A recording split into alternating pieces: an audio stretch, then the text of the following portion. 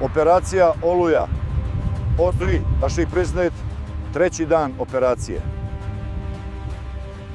Zemlja se tresla iz temelja mnogo pre nego što je prvo stidljivo sunce uopšte uspelo da probije teške olovne oblake iznad surovih venaca Dinare i Velebita. 6. avgust 1995. godine nije osvanuo uz uobičajeni cvrkut ptica u gustim krajiškim šumama, već uz zaglušujuću grmljavinu višecevnih bacača raketa, potmule detonacije tenkovskih topova kalibra 125 mm i neprekidni, zlokobni, gotovo hipnotišući zvuk hiljada dizel motora koji je odjekivao kroz kanjone i klisure. Bilo je to jutro apokalipse. Dim se uzdizao u masivnim crnim stubovima iznad borovih šuma, noseći sa sobom oštar metalni miris kordita, spaljene gume i usijane spržeme zemlje. Na frontu dugom neverovatnih 630 km, što predstavlja najveće aktivno ratište koje evropski kontinent vide od završetka Drugog svjetskog rata pa sve do ruske invazije na Ukrajinu decenijama kasnije, odvijala se posljednja, najkrvavija faza rata koji je nepopravljivo raskomadao nekadašnju Jugoslaviju. Nalazimo se u trećem, kritičnom danu operacije Oluja. Ovo nije priča o onim sterilnim komandnim počecima, o crtanju strelica na kartama, niti o triumfalnom podizanju zastava na tvrđavama. Ovo je mračna, sirova priča o trenutku kada se celokupna vojna struktura lomi pod nepodnošljivim pritiskom. Ovo je hronika onog strašnog dana kada ratna strategija ustupa mesto potpunom haosu, a pažljivo planirani manevri prelaze u instinktivnu, životinsku borbu za goli opstanak. To je onaj prelomni trenutak kada se jasne linije fronta, utvrđivane godinama, iznenada rastapaju u nepregledne reke očajnih ljudi, kada se oklopne vojne kolone tragično i fatalno mešaju sa masama uplašenih civila na traktorima. Odluke donete u hladnim, bezbednim komadnim štabovima sada dobijaju svoju brutalnu, krvavu materijalizaciju na užarenom terenu. Tenzija u vazduhu mogla se seći bajonetom. Na vojnim radiovezama vladao je pandemonijum. Mešali su se panični, isprekidani glasovi komandanata Vojske Republike Srpske Krajine, koji su tražili pojačanja koja nikada neće doći.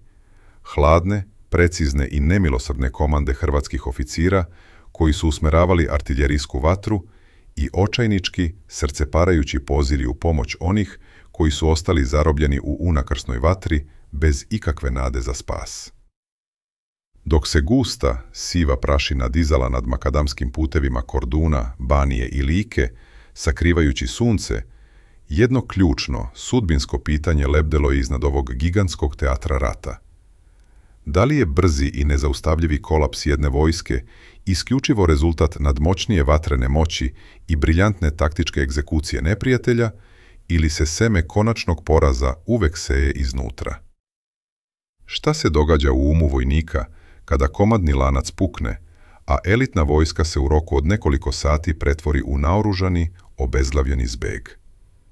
Kako se linija odbrane, građena i utvrđivana pune 4 godine, pretvori u pepeo u rasponu od samo 72 sata? Pred vama je iscrpna, vojno-analitička i hronološki precizna disekcija trećeg dana operacije Oluja.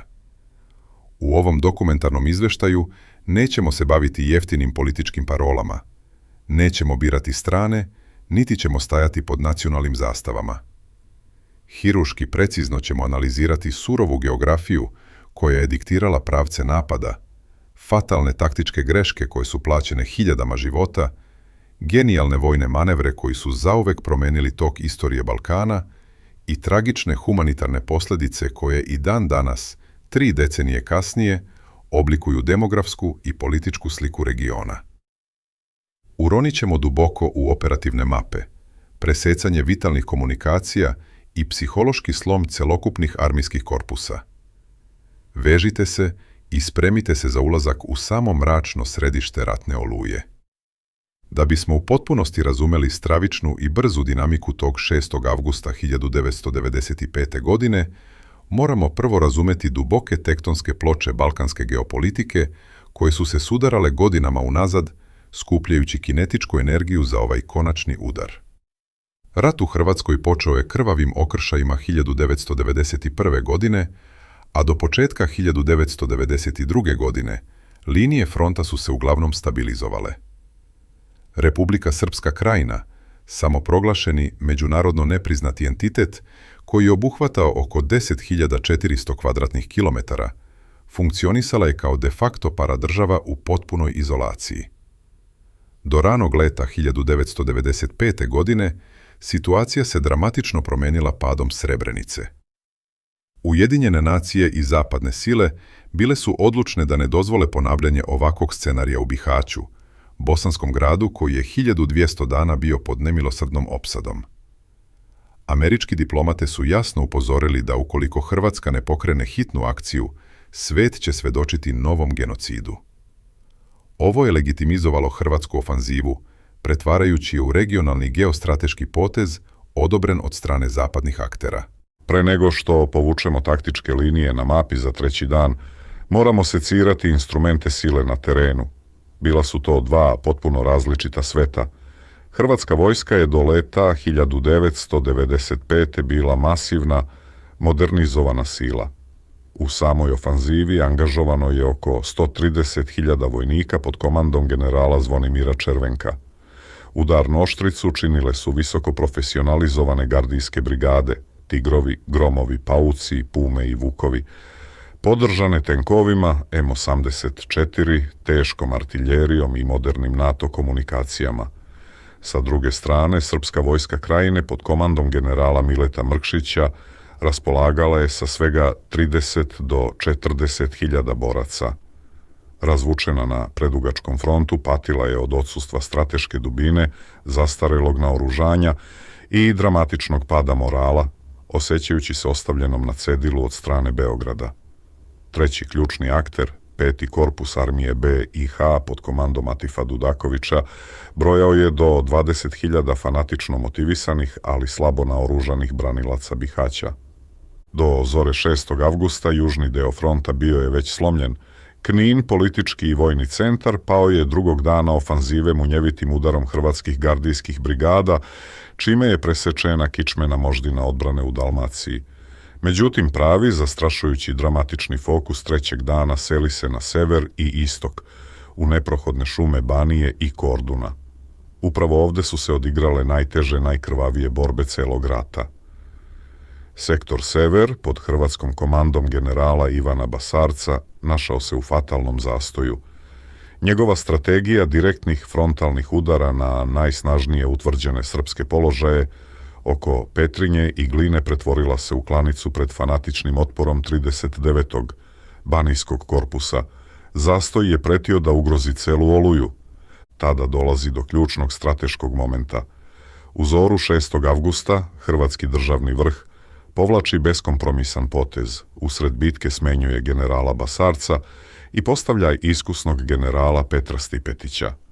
Stipetić momentalno menja taktičku paradigmu, odustaje od frontalnog pritiska i naređuje manevre dubokog obuhvata, zaobići tvrde tačke, penetrirati oklopom u dubinu i napasti sa bokova i iz pozadine. Ovaj potez momentalno razara psihologiju branilaca. Kada vojnici shvate da su zaobiđeni, odbrana puca. Do večeri 6. avgusta hrvatske snage slamaju odbranu, oslobađaju Petrinju i Kostajnicu, a ubrzo zatim i Glinu. Severna arhitektura srpske vojske urušava se poput kule od karata. Istog tog dana, 100 kilometara južnije, odigrao se filmski susret. Hrvatska mehanizacija, koja je silovito napredovala ka granici, srela se kod Tržačkih raštela sa snagama 5. korpusa armije B i H, koje su probile obruč iznutra. Ovaj stisak ruke dvojice komandanata označio je kliničku smrt bihaćke opsade i spasio preko 150.000 ljudi od katastrofe. Ipak pobjeda 5. korpusa bila je gorka, plaćena dan ranije smrću njihovog legendarnog komandanta Izeta Nanića, heroja 505. bužimske brigade, čija je smrt trupama dala osvetnički elan. A dok su se slavile pobjede, kod malog gradića Dvor na Uni odvijala se najjezivija epizoda trećeg dana Oluje. Fatalna politička odluka rukovodstva u Kninu o evakuaciji civila dovela je do raspada vojske koja se pomešala sa masom naroda na traktorima bežeći ka Bosni.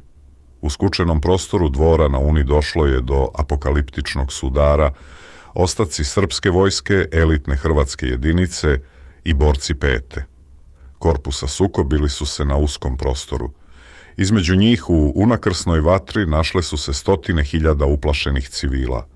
Kolona koja se kretala cestom od Gline prema dvoru napadnuta je na području Ravnog Rašća, Donjeg Klasnića i Donjeg Žirovca, gde je ubijeno 78 ljudi, od čega 48 civila i 17 vojnika.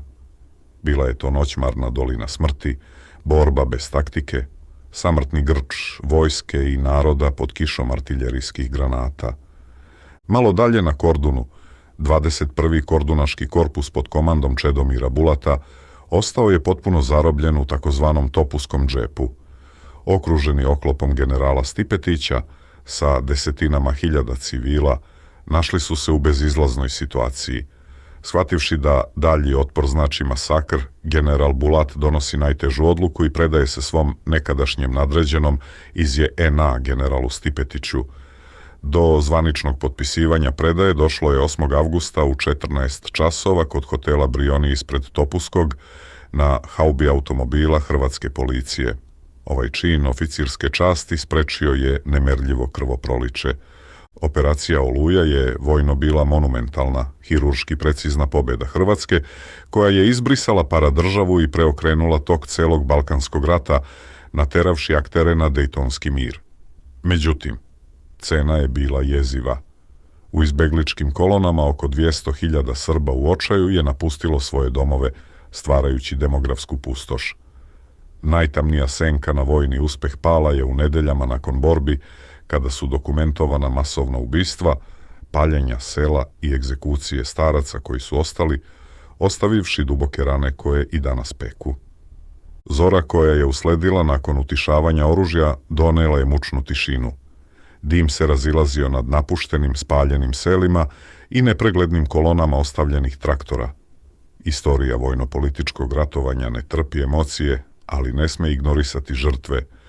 Proučavanje trećeg dana Oluje nije tu da bi se ponovo raspaljivale mržnje, već da bismo razumeli surovu mehaniku rata.